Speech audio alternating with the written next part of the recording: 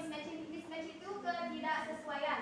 Nah, ketidaksesuaian ini ada 3. Yang pertama itu acceptable degree of mismatch. Acceptable degree of mismatch which is acceptable mismatch, acceptable and understandable. So doesn't need requirement remedial teaching or remedial. Jadi acceptable degree of mismatch ini dia itu ketidaksesuaian yang dapat diterima. Jadi kayak dapat dimaklumi.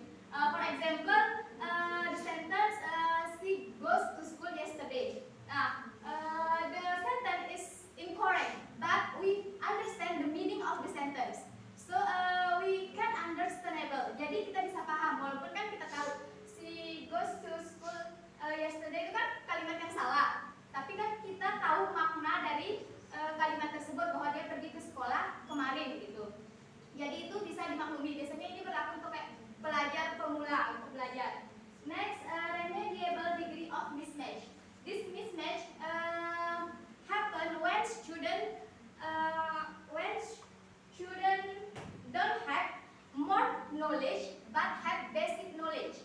Jadi ketika siswa itu tidak memiliki pengetahuan lebih, tapi dia kayak punya basic pengetahuannya.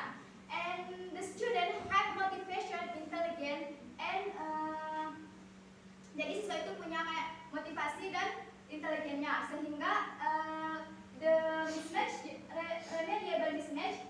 Jadi mismatch di sini itu bisa diperbaiki. Contohnya in sentence I'm boring. Boring itu kan membosankan di Indonesia. So we can remedial treatment atau remedial teaching. Jadi kita bisa perbaiki, kita pelajari lagi penggunaan boring word itu, kita pelajari lagi. Jadi kesalahannya itu masih bisa diperbaiki. The last irremediable degree of mismatch. This mismatch doesn't can irremediable. Jadi mismatch jenis ini itu, ketidaksesuaian jenis ini itu tidak bisa diperbaiki. Jadi sudah fatal, jadi tidak bisa diperbaiki. For example, dialect language. Jadi dialek, misalnya kan kita berasal dari berbeda-beda tempat, tapi kita bersatu di kampus ini, kita dengan dialek kita sendiri. Tapi kan kita tidak bisa diperbaiki. Dan contoh lain kayak graduate student English but can speak English, don't know about English.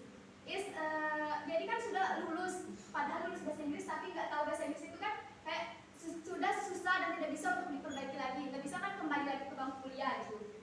Okay, you get the point? Okay,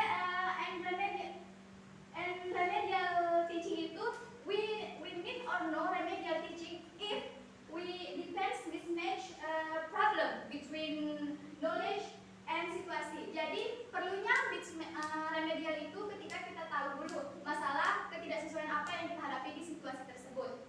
Dan to we know mismatch, we need to do test language and use language in situation. Jadi untuk mengetahui mismatch itu, kita perlu tes bahasa dulu untuk tahu kelemahan kita, ketidaksesuaian kita, dan kita perlu kayak menyesuaikan, tahu dulu penggunaan bahasa di daerah tersebut.